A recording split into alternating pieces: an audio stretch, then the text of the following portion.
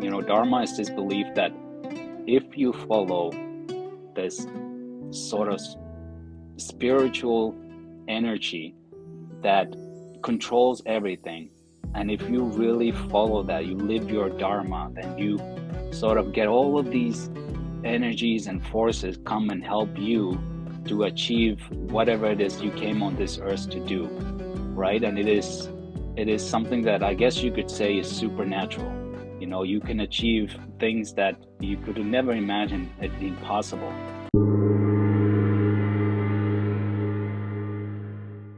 Welcome to the Consciousness of the Way. I am your humble servant and Sifu, Taoist Master San Quinn, and I have the most profound guest today. He's created quite a impression on the social media platforms all over the internet, and I'm just very humbled and very grateful to have him here on the Consciousness podcast. It's E from Ydharma. Welcome, my friend. Thank you, Sanchin. I'm honored to be here. Wow. It's I think you're going to really put a few puzzle pieces together for a lot of people today that are just very much resonate with all the messaging that you put out and how you're able to really delve deep in your perception, how you receive the material and how you share it with people is so profound, and they're absolutely life altering in so many different ways, the material you put out. But I will love to hear, and I'm sure the audience would love to hear more about yourself and how the origins of where you came from, how you got into this position of enlightenment, and just the words of E would be fantastic. Thank you. Thank you for that introduction. I wouldn't say I'm enlightened or anything like that, but I'm happy to share a little bit more about myself, because I know even on my own platform, I don't really talk too much about myself, because I want the content, I want the topics, the incredible wisdom from the past, and I want that to be the limelight. But I grew up in Europe actually, but my family's original from Asia. We immigrated to Europe when I was very young, and grew up in northern Europe and Scandinavia. And I come from a mixed background. We're half French and half Southeast Asian.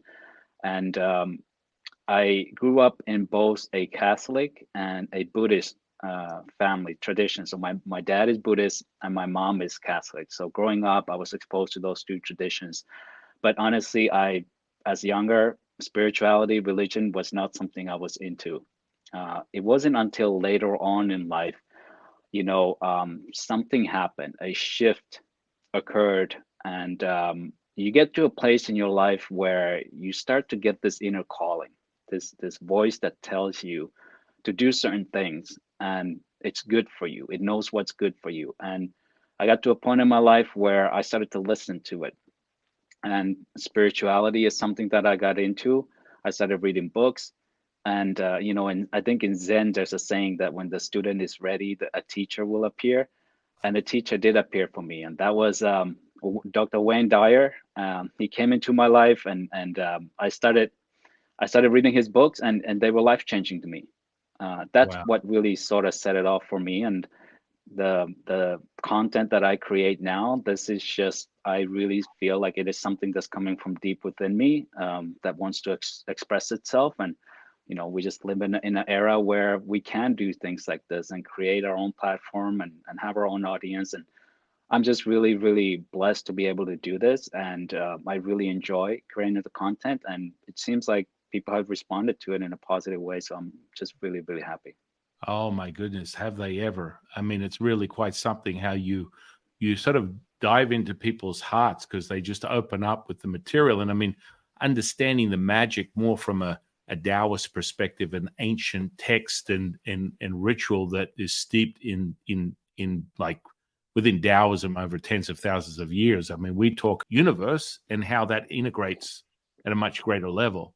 And you are just so in tune with all the people that you lean on and their insight into this sort of understanding of something greater.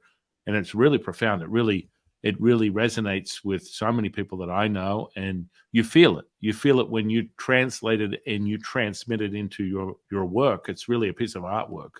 So I'd just like to thank you, and I'm sure many others will be thanking you for the same thing. But it's really, really, really powerful stuff. Do you spend a lot of time? So let's speak more on Wayne Dyer. Were you pursuing him when he was physically alive, or just more after he had passed away? Yeah, so one of the big regrets I have, and this is something I tell my friends all the time, is I actually discovered Dr. Wayne Dyer's work after his passing. So Okay. that's one of my big regrets in life, is that I never really got to meet him in person, and I wish I did.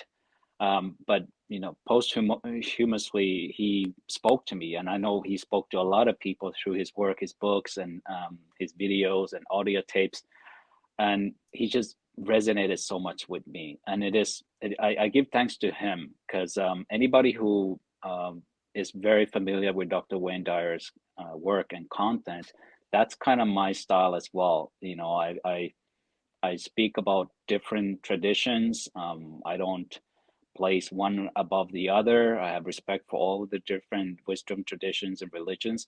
And that's what Dr. Wayne Dyer did as well. He spoke about Jesus, he spoke about the Buddha, he spoke about Taoism and a lot of different traditions. And that's kind of was the, first of all, the catalyst for my own inner transformation and personal development, but also that was the inspiration for me to, creating my content the way I do.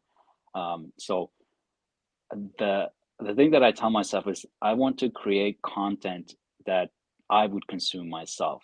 I didn't want to do it for views, or I didn't want to do it to what's the best way to get the most views and subscribers. Like, I just completely let go of all of that, and I just did what my heart was telling me. What was, something that was just inspired within myself that told me to do this way.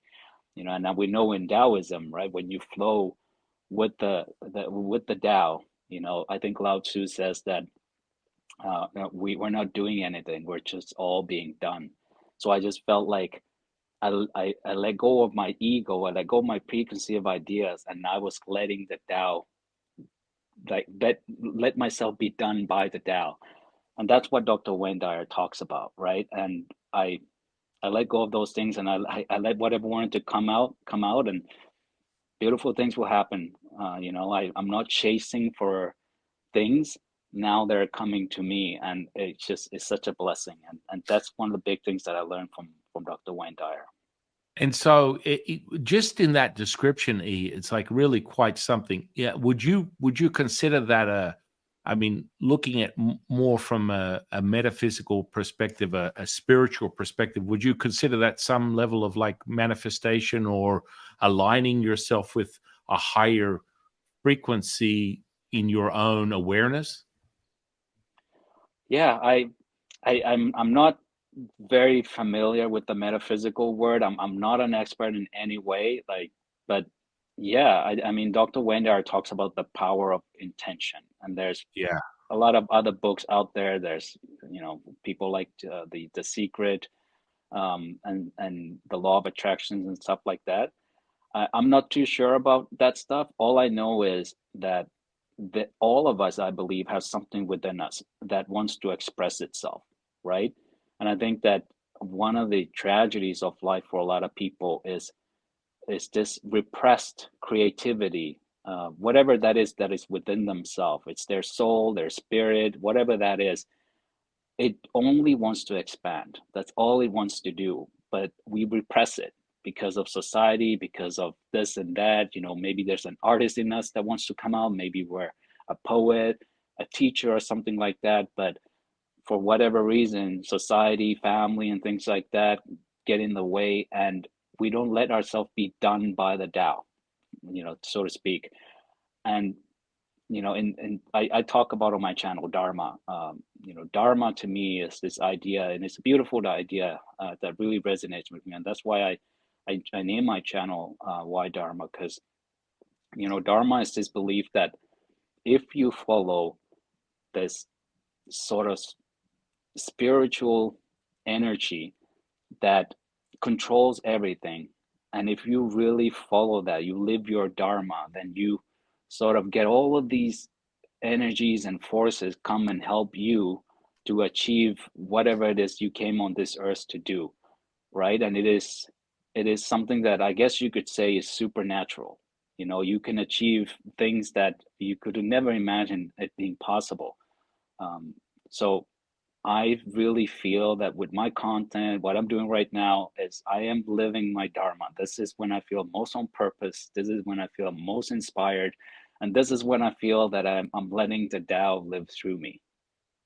No, no. I mean, it really is an expression of that, and you know, we lean on other sort of representations of that. Some people would be more familiar because of the way Taoism had sort of been erased off, you know, humanity's history over the last couple of hundred years due to other external forces. But we're starting to resurge in relation to awareness. But people are still not as familiar with Taoism as opposed to Buddhism or other belief systems that from an Eastern perspective.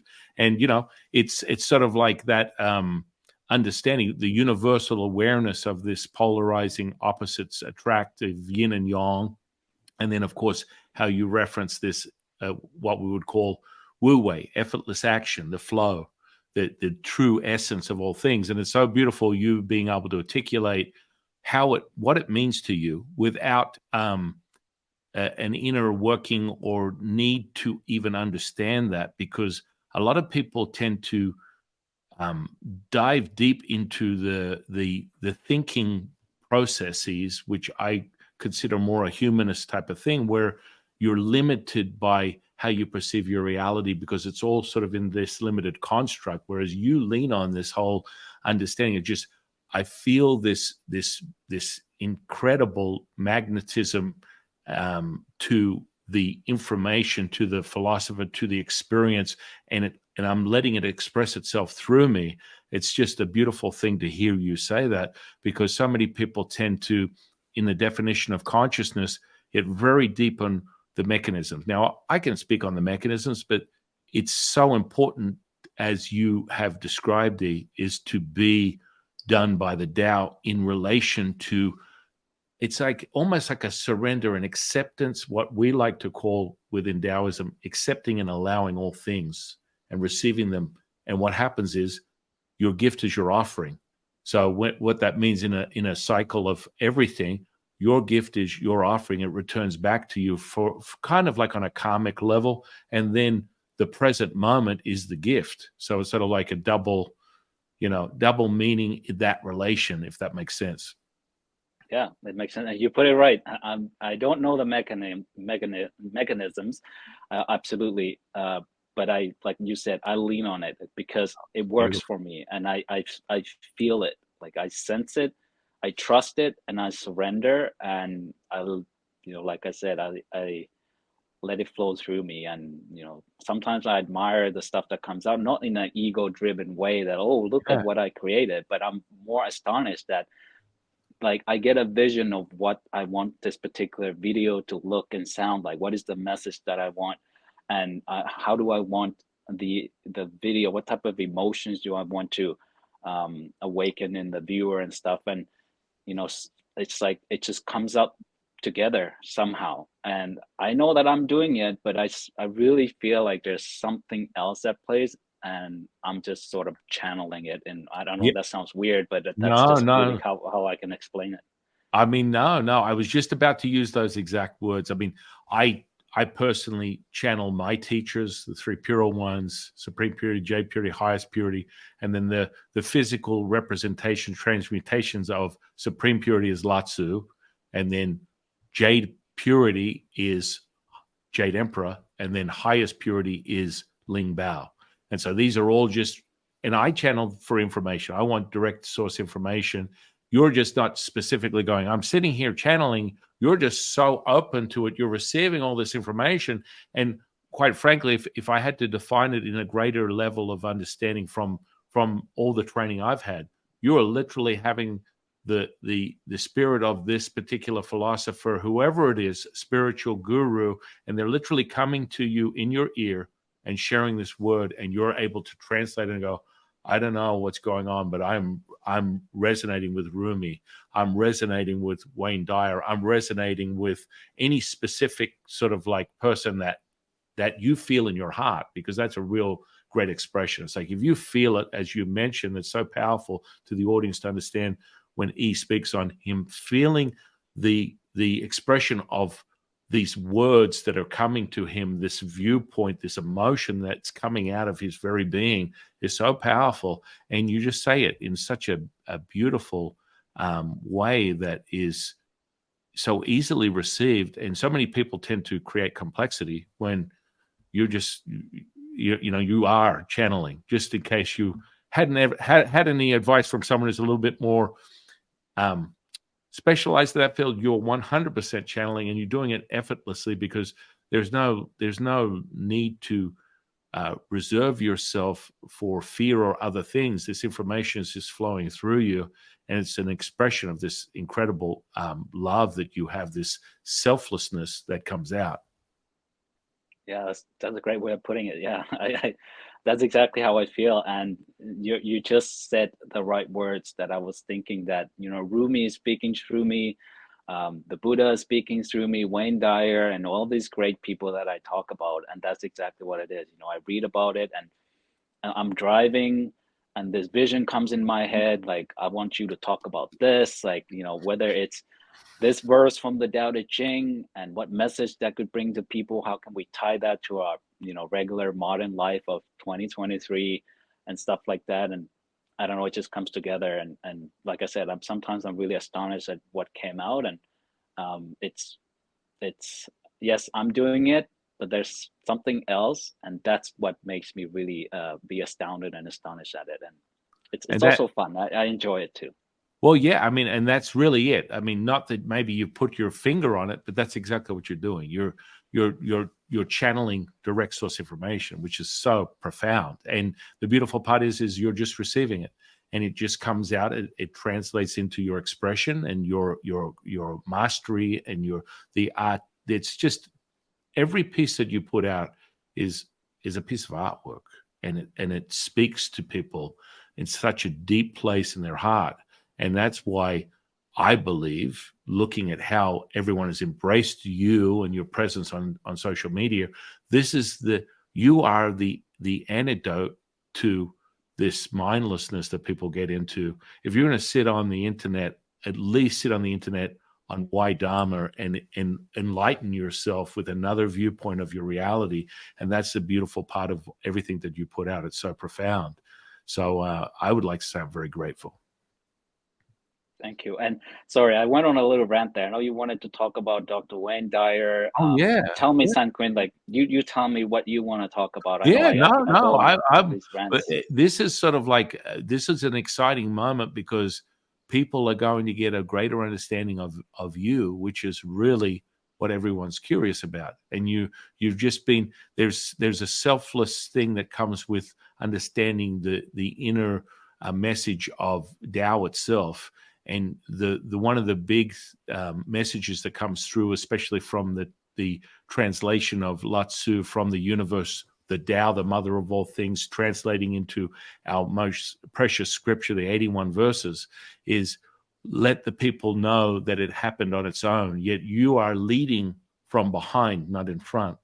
And so the message is so profound, yet you're removing yourself from a distortionary humanist that might distract people from how powerful that message is. And I want to thank you for acknowledging that just from the beginning, is like realizing that I don't want people to be distracted. This is not about my validation of my insight. This is about the message of the information. And it just so happens people are like, well, who is this guy? This guy is just so, because there's this incredible intricate quality that comes with a yin essence that you put out, which is very, very mothering, very earth-like in relation to grounding people in this present moment. And that's something that you acquire within, ancient Taoist practices. You tend to cultivate these things as a human being. So for yin and yang energy, you have got an incredible balance of the both, if not encapsulating them all together. So when I describe, people ask me, well, what is Taoism? I'm like, well, okay, the true essence of Taoism is realizing there's two sides of a mountain. One's yin, one's yang. The goal of a Taoist is to move through their reality, constantly unwinding all these two energies and having them merge as one, being one with all things. And so we step past the simplicity of up and down, in and out, and we become one with the universe. And that's kind of like, my goodness, you just, it's just really beautiful to hear you explain it. But moreover, I noticed that Dr. Wayne Dyer he had an affinity for the Tao, and he definitely lent on it quite a lot within his experience in his life. And what was it that really drew you to him? Because I mean, that was such a big part of his message. He would always at some point say something about the Tao or the Tao Te Ching. Yeah, so Dr. Wayne Dyer had this book called Change Your Thoughts, Change Your Life. And the book is him reading verses from the Tao, the 81 verses. And he would read one verse and then he would live it. He would reflect on it, meditate it. He would try to apply it in his life. And then he would write an essay about it. And then he collected them into that book. And I read that book and it was amazing because, first of all, Dr. Wayne Dyer is an amazing public speaker. And he just, the way he writes and talks, like it just touches your soul. So that's one. So the message is easily received, but it's the fact that he puts, and Taoism, like you know very well, there are certain verses that you just read it and you're like, what the heck was that? Like I have no idea what that meant. All right, I'm scratching my head trying to understand what that is, but Dr. Wayne Dyer was able to put it in an easily understandable way. And it was that book that really got me into Taoism as well. And then, of course, I got the Tao Te Ching myself and I started reading it. And I tried to apply it in a way that Dr. Wayne Dyer did. You know, I would read that verse and then I would look for clues in my own life, you know, looking for insight. And you know, I work in, I have a regular job like everyone else. And I remember reading about the leadership in the Tao, and I learned from Dr. Wayne Dyer as well, and I read about it. And you know, there's one part where he says in the Tao Te Ching that a true leader is someone who, once all the work is done, the people are gonna say we did it ourselves. But it was the leader who actually orchestrated everything, but he removed himself, or she removed herself from it, because it's the ego that wants to get all the glory and stuff. But a real leader, a true leader, gets things done and gets the people feel like they did it on their own. And that was really profound. And I started to look at my own life and my own work life, and I realized that, you know, like, oh, I should apply that. I should get my team, my you know, my people, I should give them the credit. You know, I can orchestrate and support and all of that, but I should be the one stepping back and being a true leader and getting the people get all the credit, because they are going to feel great about it, and then they'll be able to do more of it, and then overall we will all win. We will be successful as a business, as a company, and so on. But the other part that I learned from Dr. Wayne Dyer's Taoist teachings is another line from the Tao Te Ching as well, where he talks about all the rivers and all the streams flow eventually to the sea, right? And as a leader or a person who is noble, you put yourself underneath other people. You don't put yourself higher, you put yourself under, because you're not fighting, you're not trying to get recognition, you're not about look at me, and you humble yourself, you put yourself below others. They will somehow recognize that. And just like all the streams and the rivers will eventually flow to the sea, so does the attention, the respect, and the honor, and all of that stuff will come to the person who puts themselves beneath others. And that was another profound message that I took that to heart. Then I applied it, and things just happened in my life, Quinn. Like I got a promotion, I made more money, I like all of this stuff just start coming to you without you actually striving and working hard for it. And you don't stress out, and you just trust, and you follow the instructions, the verses, and you apply it in your life, and your life turns better. So it's very difficult. And sometimes, I have a skeptical side too. And, I'm very science oriented. I love science and all that kind of stuff. And there's always a part of me that's very rational and very logical. And, sometimes I question these teachings and stuff like that. And like, is it really true? Is it really working? Or could it be just explained by me just working harder or whatever, right? But there's just so many synchronicities and so many things that have happened for me. Once I applied these teachings, it has become now irrational for me not to believe it to be true, if that makes any sense. Oh, 100%. I mean, just the simplicity of that in of itself, and understanding that the synchronicities, the coincidences that lie basically in your memories of what has brought you to this present moment. Because in encapsulating the mother of all things, the Tao is the present moment. That is all things, future, past, and present, encapsulated as one. And so when you actually apply these things from a synchronicity perspective, or if you want to apply it as a quantum mechanics physics model, you replicate this with a thought, feeling, and emotion, generating something that will be equal to or greater than realized within the universe and handed back to you. And so creativity in of itself is a frequency, just like everything else, energy, frequency, vibration. And so you are basically creating. If I was to measure your brainwaves, I can tell you right now that when you are at one with all, there is a coherent frequency that runs through your physical body that is emitted out into the field that is equivalent to a gamma frequency. And gamma is an interesting brainwave that people have sort of just now started to realize. As a teacher of ancient practices, this is something that is quite common when you get into high conscious, what we call Wu Ji type of level, where we are at the stillness, where the breath in and the breath out, all things are realized. And so you are doing that without any effort. And that effortless action that we speak of is where you are realizing all things. It's like, oh my goodness, the more I express this, the more I accept this, the greater the experience. And it's almost at a point, as you said, for a moment when you're in your humanness, your personality per se, what you would consider ego, you're like, oh, I can't deny this. There is so much validation, one thing after another, that I have to accept and receive this as being true to me. Yeah, that's it. It's Wu Wei in action. That's what it is. That's what I'm applying. I believe in it. Every time I've tried to live that way, things have just gotten better for me. And my wish is, first of all, everybody go get Tao Te Ching. It's a short book. It's 81 verses. Go get that book, read it, reflect on it, and apply it. But the one thing that I really would want people to start really incorporating into their lives is Wu Wei. And it's not an easy concept to understand. We have been so conditioned in our society that you got to work hard and you got to strive and you got to out outcompete everyone else and you got to go for yours and all that kind of stuff.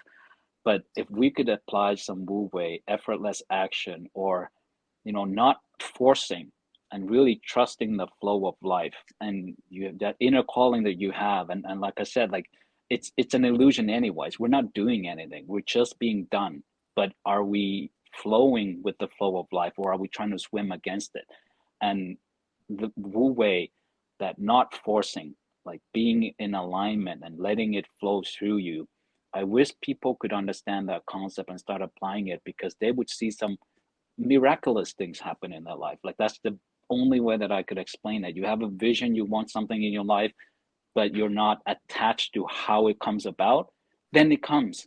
But if you have a vision, you want to achieve something, but all you're thinking about is I want it, I don't have it yet, and I got to do this, I got to do that, and no, that's not the way it's going to work, because this other person became a millionaire because he did it that way, and I got to do that as well. That kind of energy, you're not flowing, you're not applying Wu Wei. And because of that, you won't achieve what is it that you have in your heart. You have to have a vision of what you want, but you got to let go of how you think it's going to come about. And that's where the magic happens. And that's sort of like a remove yourself from the distraction of your personality, your ego, and allow yourself to step back and receive. And sort of like from the Tao Te Ching, we're quite clear, when you force something, it holds and then it will break. And so always, this is a sort of like a model that I help people realize, especially within when you feel you're at the precipice of the worst day of your life, you're actually at the most profound high point if you can realize that the emotions are the distraction. The emotions are the distorted filter of what's really going on. And so because we're so in tune with the feeling, and because thoughts, feelings, and emotions are encapsulated into every second of your experience, we then have to discern what's really the flow, as he would put it, or what is this emotional, ego-driven content, which you so easily just surrender to allowing your teachers to come to you and transmit through you, and you transcribe their teachings and you put it into this beautiful piece of artwork that goes out into the ether. And this is just, it melts people's hearts, and it synchronizes people, because that is a transmitted piece of selfless love that you're putting out there. And it's really beautiful to see. And so what's the easiest way to do this? We always lean on the Tao Te Ching, and we say, let the man who's never left his village, let him know he's seen the world. There discards the need for envy, for jealousy, for all these other things that they believe that they have to have that others have that they don't. And you look inside yourself and you find you have everything. Yeah. Isn't that beautiful? It really is. It really is. And I mean, your attunement to that. And I actually just looking back at Dr. Dyer, he had some interesting. There was a movie that I watched of his that really I can't remember the name. You're probably familiar with it, but he really encapsulated this whole realization of what selflessness is, and helping people understand that, because they're so caught up in these mechanisms that, as you said, they're being programmed to think a certain way, that even we're operating on simple things that are hundreds of years old. These thought processes like Darwin's theory, and the old expression survival of the fittest, which people, you could ask someone, well, have they heard of that? And they're like, oh yeah, I've heard of survival of the fittest. Well, this is a theory that was generated hundreds of years ago and then transmitted into your version of your reality, which is sort of echoing over generations of people, that it speaks out through them, and they don't understand how it's there, but it's just handed down from generation to generation. And then you go, well, I don't want to live like that. I mean, my heart is not, you're not flowing, as he would say, you're not flowing when you feel as though it has to be this competitive, as you would say, dog eat dog, or however we perceive it. And that's why so many people I know gravitate to the Tao for that effortless action. And I mean, I always speak on, I've done many things in relation to channeling Bruce Lee. Bruce Lee has come in. I've talked to him in depth about these things. It's like, it's just like my consciousness. It'll be interesting, because as you are being aware of how powerful these messages are, the more you tune into them, you'll be able to get insight that you don't think is just from you receiving a message, but you can ask these people a much deeper question. And perhaps you really are doing that anyway. But I mean, understanding that you're directly accessing this frequency of information is really profound. Yeah. And so, yeah, I mean, and we're talking about Bruce Lee. He was sort of like the first guy who put out the word consciousness back in the day, where people were being entertained by his presence, or introducing the West to something more ancient in Eastern culture, martial arts. But in reality, he was very profound in his attunement to Taoism, and realizing that consciousness and that was a big word back in those days. Even today, a lot of people are like, what does that really mean? Well, what does it mean to you, E? I'd like to hear your Consciousness. Yeah, I just want to quickly say though, like Bruce Lee, also one of my favorites, and I actually have a video about him that I'll be making a little bit later on. And he was definitely, you can sense the Taoist uh speech when you hear him talk. Like, yeah, I recognize it right away. I'm like, oh yeah, that's Taoism right there. Um, so yeah, love Bruce Lee. But consciousness, yes, let's talk about consciousness.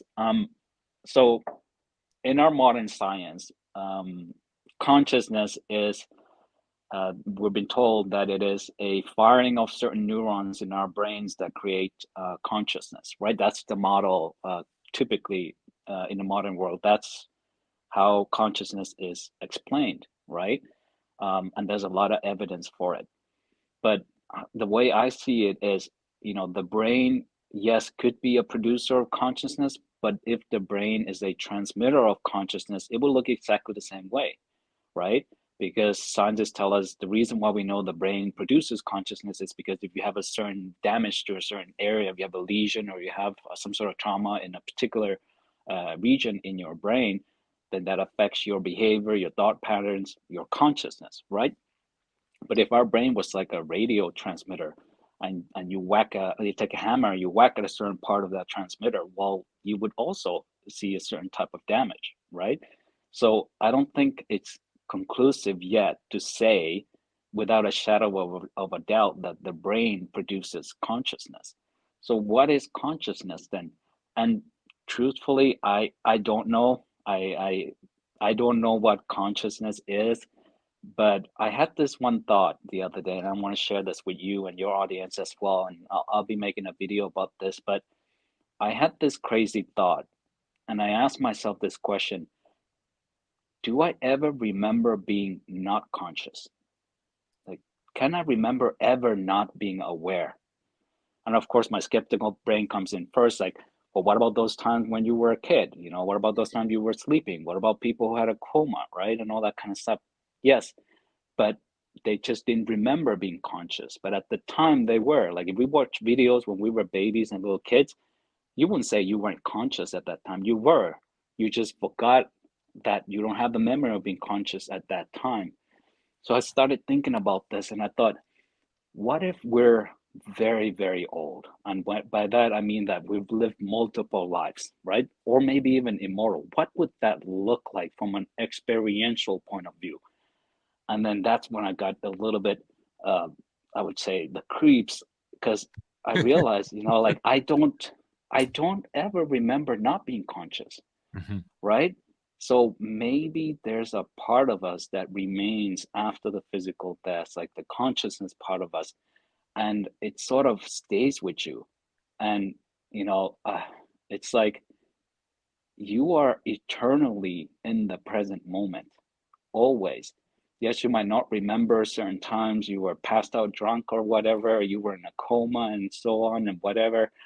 But logically speaking, I can understand. And maybe it's like even almost like a circular argument where you're, well, yeah, obviously when you're not conscious, when you're dead, then there's nothing there. You don't remember it because it's nothing there. But I can understand that logically, but experientially, I don't know what that means because all I know is consciousness. All I know is awareness. That's all I've ever known. That's all of us has ever known, right? And you can say, well, yeah, I had friends, family who passed away. What happened to their consciousness? Well, we don't know that. We don't know where their consciousness went, but your consciousness is still here. Your consciousness experienced their consciousness going away, but you're still conscious, right? And that just made me really think about that a little bit. And I don't know. I don't know what consciousness really is. Are we really separate consciousness? Do you have a separate consciousness and I have a separate one? Or is it all one big one and it just manifests itself in these sort of physical bodies that we're in, but we're all really one consciousness? Like, some ancient traditions talk about that. In Hinduism, it might be Brahman or the Tao and whatnot. But yeah, I've wrestled with that idea.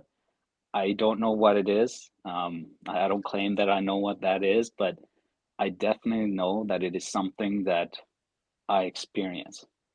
Yeah.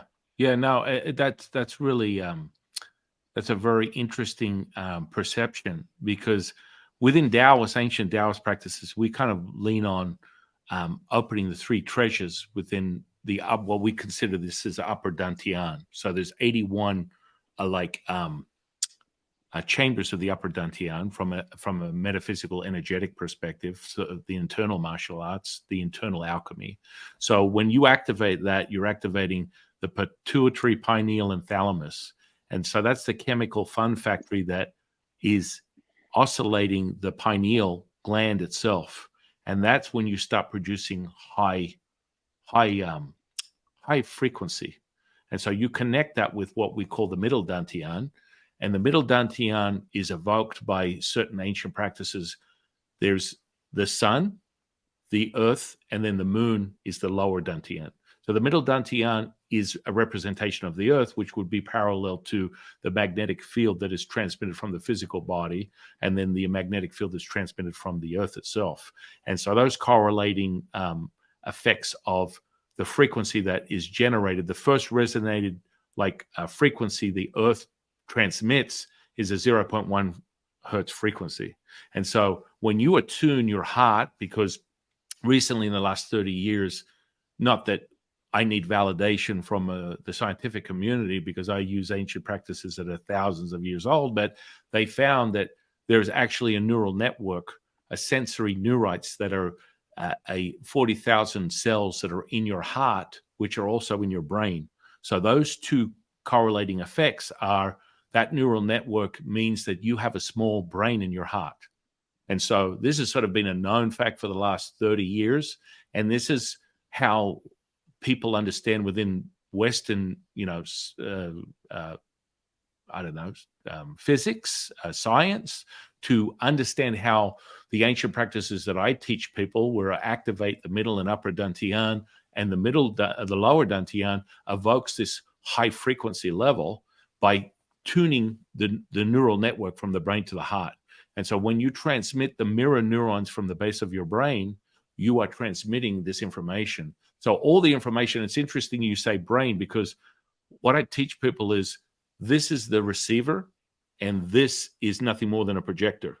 So you're projecting information from your truth teller, what I like to call it. So all the information comes in and out through your heart, and your heart is the commander in chief that transmits all the information. So, for example, if you're going to see someone like a therapist or someone of that nature that wants to work on this up here, there's a certain amount of emotional trauma that will be infused, of thought, feeling, and emotion infused into the actual physical tissue, the neural network. But what happens is people can work this out in this area, but all the trauma is embedded here because you have a brain in your heart. So when that is not released, you tend to have an incoherence. But the more you synchronize the truth teller with the brain, this creates what you call a 0.1 hertz frequency. And that connects with the earth, which is 0.1. So all of a sudden, now you're in line. Now, I can attest to this because I've done this a long time. You're doing that naturally. You're just doing that. Forget about when you're not in your own self of realization or pondering on a thought, 90% of the time, as you mentioned, I can't believe people aren't conscious. Well, from a brain wave perspective, because I normally measure people's brain waves when you're hitting these high frequencies. I hit a gamma when I'm channeling or doing extensive healing, I'll hit a brain wave in excess of 40 hertz up to 100, 120 hertz. Now, before 20, 30 years ago, people wouldn't even think about this, but they've gone over to Tibet and, more of the ancient practices, and they've studied gurus that they put into these environments. They study their EEGs, and all of a sudden you're like, wow, I didn't even know this was possible. Before that, 2% of the population would transmit these type of brainwaves. And now we're starting to realize if you get someone like myself that teaches you that internal alchemy, you can actually replicate that, and you're doing it naturally. You're not even trying. So when you transmit, it's sort of like a moment of what we like to call within Taoism mirror magic. And that's absolutely relevant to the mirror neurons that are in your brain, that you are transmitting this information and people feel it. They're like, hang on a second, I'm just watching this video of ease, and I feel as you would say, emote this. You want to capture an emotion and you encapsulate it into the beautiful piece of artwork you put together and you put out into the ether, and it is transmitting. You've created a signature that is equal to or greater than. It meets with your audience, and all of a sudden I witnessed your incredible rise to social media fame, and it's infectious, and it's very easy to do when you have a profound message. And so all this sort of inner working of the neural network. And so consciousness, from my perspective, is you understand this conscious, and then we talk about, conscious, subconscious, and unconscious, which is sort of like a variable. And some people talk about it as just the two, but within Taoism, we teach 3 different stages of that sort of awareness. The awareness is the true unconscious envelopment, but that comes from the brainwave. So on a scientific level, when you hit your frequency, when you're doing all this incredible art, creativity, you are maintaining that gamma frequency. You're creating coherence with the universe and the earth. You're connecting what you would call chakras. I don't know whether you're familiar with those chakras. So within Taoism, we call them energy centers. You connect those energy centers, and then you're in tune. So now whatever you think, your attention, intention turns into this, what we call a manifestation, a realization. It goes out into the universe and is met with equal to or greater than, and is realized. And that's how profound the message is that you have. So that synchronization and that brainwave means that when you hit a gamma frequency or hyper gamma or anything above that, you're enveloping the whole brain. So that means you're 100% conscious on paper. It's 100%, like, and that's what was so profound when you mentioned that like that shiver you got up your spine right now, and I experienced is like, whoa, hang on a second.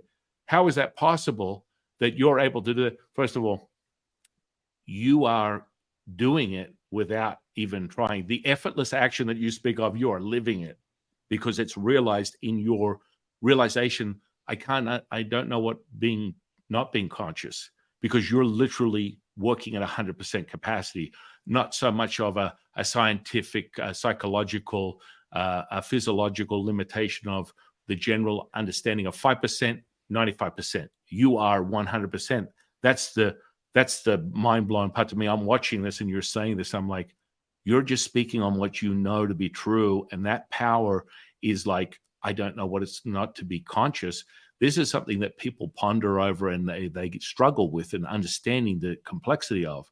And so for you to just do that, and when you hit that gamma frequency, that creativity that comes out in how you feel is transmitted into your material.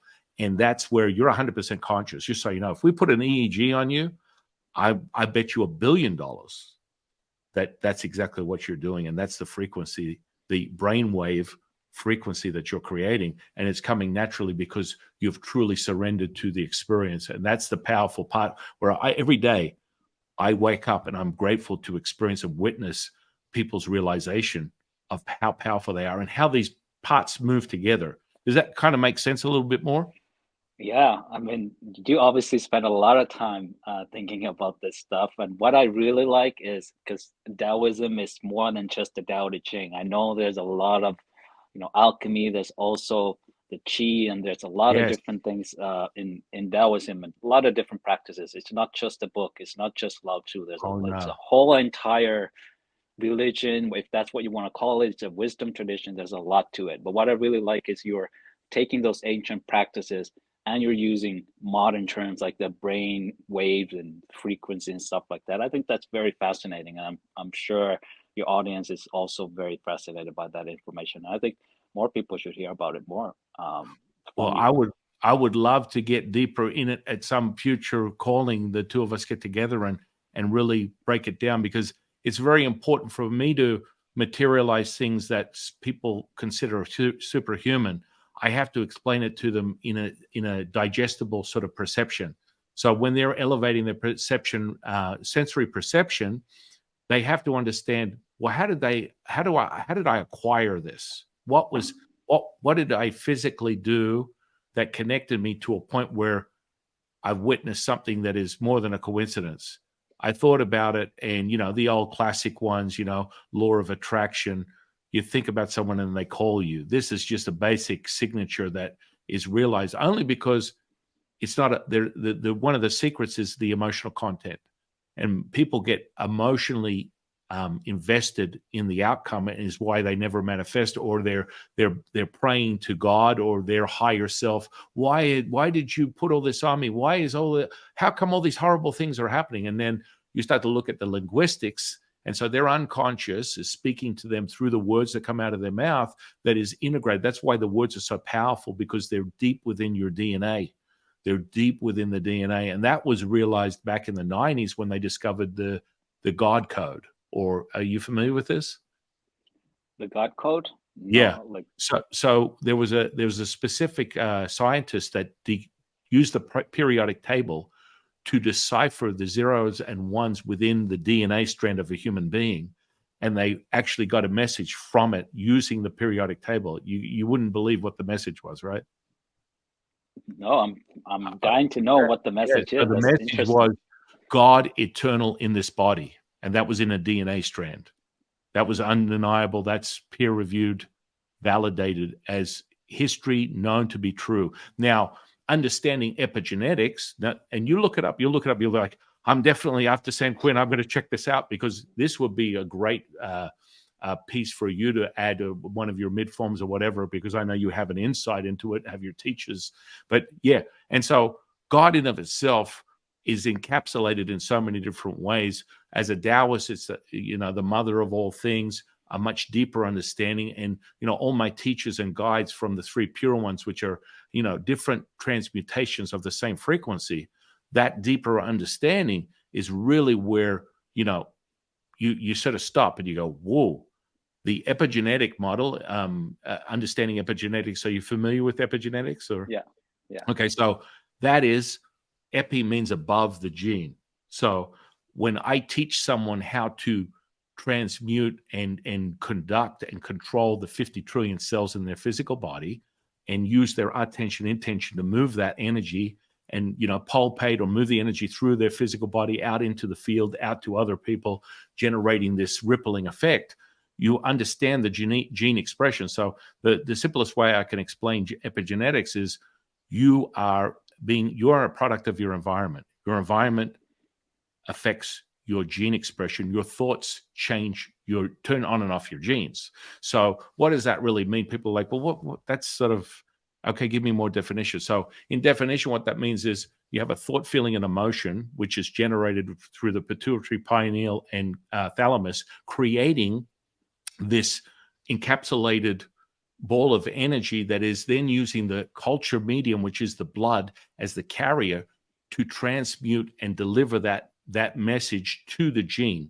And then you will turn it on by evoking a protein, a spike in protein, which then reveals the RNA, which is a photocopy of your DNA.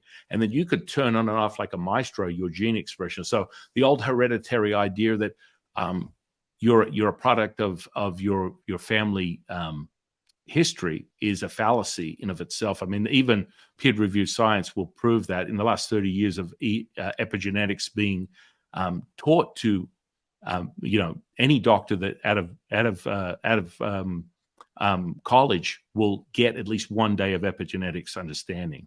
And so, but from this perspective of inner alchemy, we've been doing it as Taoists for tens of thousands of years.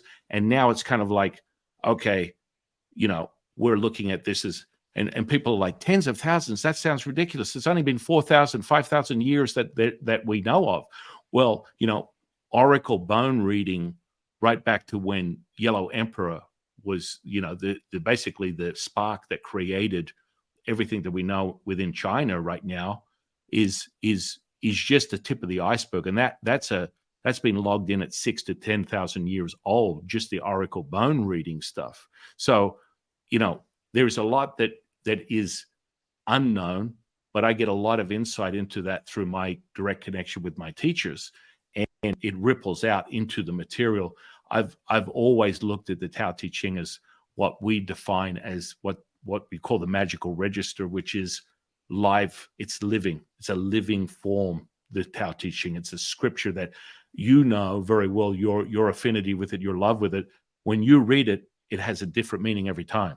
It's like, oh my goodness, how did that work for me right now? that is just, it happened to be right at this moment. I had to read it. I have students. I just had a student on. He's a doctor of functional medicine, and he's been working with me for over 12 years. And his exact words were, I can read that. I've read 81 verses thousands of times. And every time I read it, it's different. It means a different thing. What do you feel about the scripture or any scripture?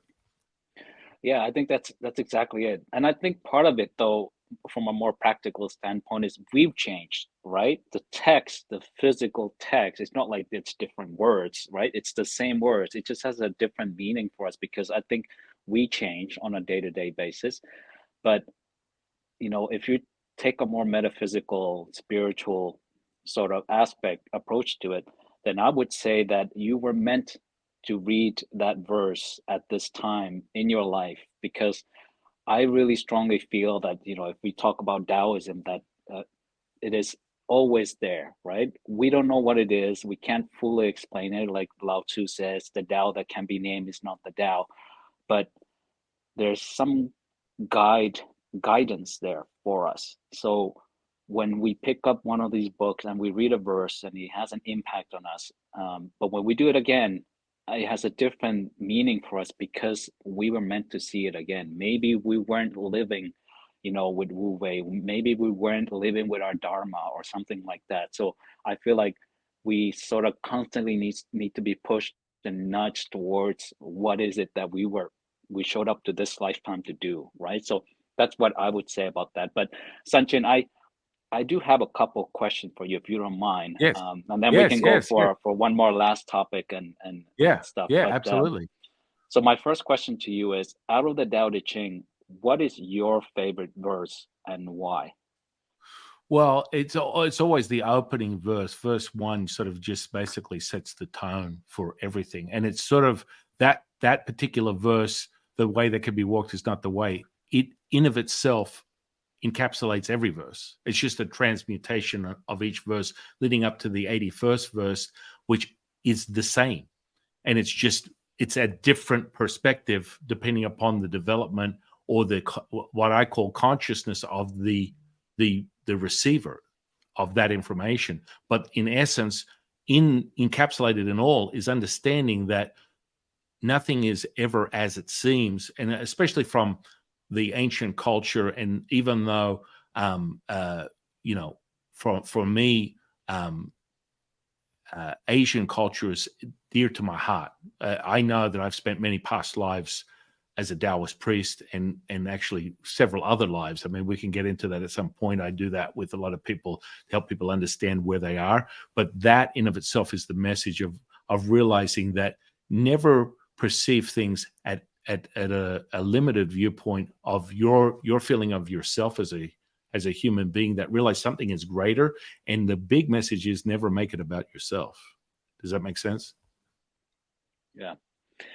My second question to you is this idea of compassion or kindness. And it seems to me that anybody who becomes more spiritual, they become wiser. That goes hand in hand with becoming more kind or more compassionate. Why do you think that is?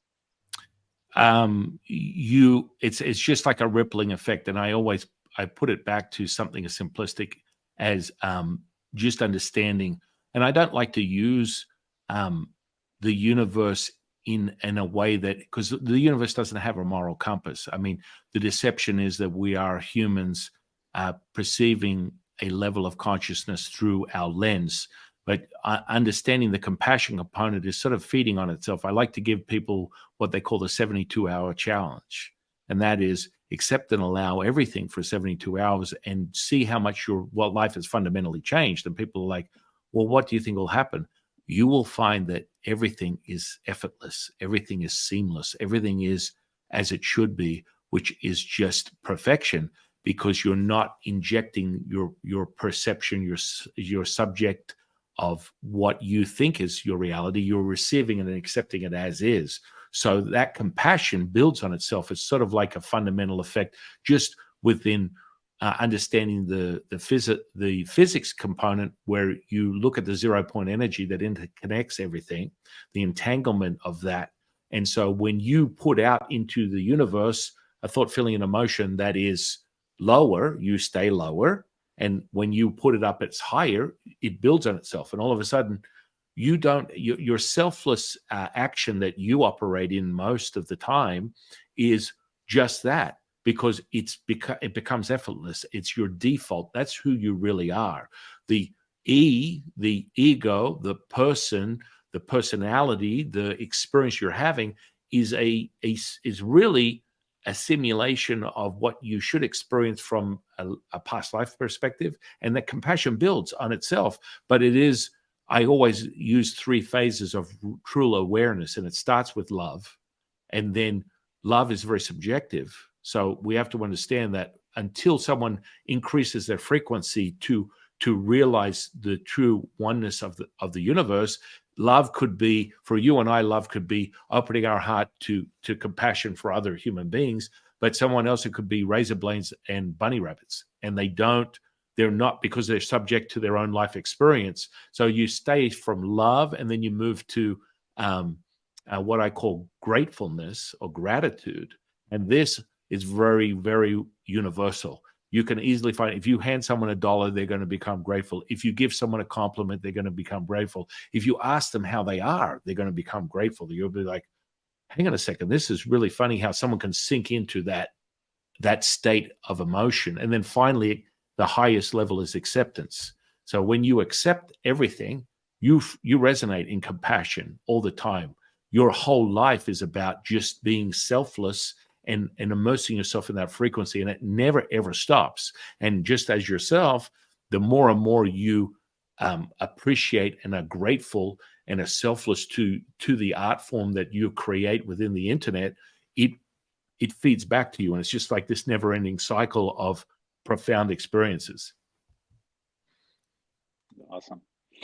All right, Sanjian, you wanna close it up? You have one last topic, one Yes. question or something like that? Yeah, We can edit this part out, but yeah, like we can Yeah. just go into one last. Yeah. Look, again, I really appreciate and value all the things that you put out, and your insight and understanding and connecting with that wisdom. And even if you ponder it for a brief moment, the idea that you're channeling these energies directly, I would say that you're going to open yourself up to another level of consciousness in definition. I have a question. So, do you believe in reincarnation? I don't know. I don't know. So this is me being truthful. Yeah. I read a lot of religious texts and I take a lot of inspiration from them. But my stand is this: I cherry pick stuff that works for me. I am concerned. It's almost, I know it sounds bad, but it's a self-serving way of reading and consuming this material that can help me become a wiser, more compassionate, kind person, to be, a good person and to lead a fulfilled, happy life. What happens after death, I don't know. There's reincarnation, there's heaven, hell, there's all these other things that these ancient texts talk about. My personal opinion on it is I don't know. I'm not sure. And I think it's okay to not be certain. Oh, Than absolutely. try to. Yeah. So that's where I'm at. I'm not sure. I have an inclination that I do believe that we are a soul, that we have a spirit, a soul, something that transcends death. But what does that look like? Do we come back as a different human being? Do we come back as an animal or something like that? I don't know. Are you opposed to it? Seems like you're a little apprehensive. Are you opposed to looking deeper into that? I mean, I'm more than happy to show you, because it's on a great level. I mean, I just had a guy on my podcast a couple of weeks ago, and he was a reincarnation of Martin Luther King, and he just about died because he was inspired by him. And so when I looked at him and I said, well, what are your thoughts on that? He goes, well, I'm Christian, but I haven't found anything to validate that it is true. And I said, okay, well, what if you were a reincarnation? Who do you think you would be? And he was just about to answer. I said, stop for a minute. I just want you to hear me out. What I see in your field, because as a Taoist, we get trained in this eternal alchemy. So our sensory perception is quite heightened. So seeing auras and all that kind of stuff that people talk about in martial arts movies are very tangible and very real if you understand how to obtain that level of training. And it's all just training. And so I looked at it and I saw Martin Luther King and I said, "You're Martin Luther King." And his jaw just dropped. He said, "That was 10,000% what I was going to say." I said, "Well, this is part of, the interconnection and realizing that you have this driving force that's going on." And I mean, it's almost like it shifted his consciousness to a whole nother level because he was reinforced and validated for something that he knew intuitively, but he would never, ever say it out loud. It was just something that he was in tune with. And like I said, I'd be more than happy if it ever comes up in your mind that you feel like you want to be more curious about that. I would love to take you through some exploration of that very moment, because a lot of people tend to find an understanding as to who they are when they look at their past lives. And so, because the correlation, I always remind people, the truth is only what you believe. Your truth is the only truth you need to be concerned with, and you validate that with your heart. So that's a true synchronicity of universe and pure source. Your heart will give you the truth. And so when I talked about the correlation of heart, brain, and gut, that's that gut feeling that you get, and that works with the neurology. So the heart sends a message through the parasympathetic, hits the brain sends it down to the gut. You get that gut feeling that you validate. And that's kind of like where that is. But again, I'm blown away by the time that you're sharing with me, and I can't thank you enough. I can't thank the Tao enough to make this all align. And I would love to at some point get together soon and explore some other things and go deeper into things that maybe you might be curious about that we can expand on, because that type of stuff is just sensory perception. I sort of validate it in a way that people can understand it, so they're not like overwhelmed with, well, it's some sort of like anecdotal, wishy-washy spiritual stuff. And I like people to discern and validate what is real to them through their feeling, because it's an interesting thing that you use the word feeling a lot, because that's this physical body, the neurology is the tuning fork of your reality. That's how you decide what is you, what works for you. It's like, oh, I don't resonate with that, I resonate with that. Does that make sense? Yeah. And I'm not close-minded or apprehensive about past lives at all. My point was just I don't know, and I don't claim to know, but I am curious about what you have to say about me if I ever had a past life or something like that. Oh, Yeah, you that's have. something we could. I've I'm got quite a definitely few. open to explore. I've got quite a few right now. They're coming right through, but I'm going to hold that off because I think we've gone on a lot of stuff right now. You'll probably take you a minute and myself to digest and then resonate, because I want you to be fully immersed in receiving that. And it's sort of like, it can sort of be an awakening of a higher level that some people, they at the time go, yes, I'm into it, I want to do it. And then when they get it, so I do a lot of like what I consider what we call aura readings or psychic readings. So what happens is I can just go and meet someone that I've never met before in 3 seconds and give them their mental, emotional state just by reading their aura. And then they're like, how did you do that? I've never met you before in my life. How is it possible that you can tell me right down to how I think and feel from looking at me? And that's a sensory perception. That's all it is. You have acquired your own, so refined. Like I know you're very humble and you don't like to put the limelight on yourself, but your sensory perception is on another level, my friend, that you have naturally acquired, but it has a lot to do with your past lives.